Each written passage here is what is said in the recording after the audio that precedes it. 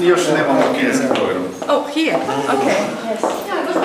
Ali imaš kineski radio na hrvatskom?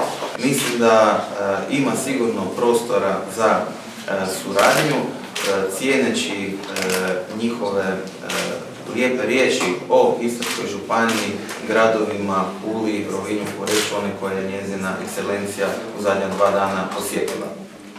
Ne manje bitno, upravo sada predstoji razgovor sa sveučilištem Pula, gdje postoji također mogućnost poboljšanja suradnje na znanstvenom planu. Ono što sam ja predložio i što držim da je najbitnije razvijati prije svega dobre gospodarske odnose i to treba biti temelj za nadgradnju, a to je upravo kultura, sport, znanost i obrazovanje. I tek sada smo imali vrlo prijateljski razgovor sa zamjenicom župana i gradonačelnikom.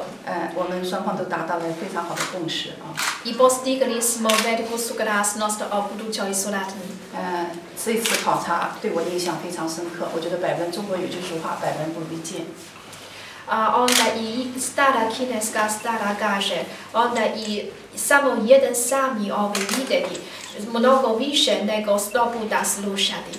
Onda i ovaj posjet meni je znači puno. 经贸合作，这是我们未来重要的一个方面。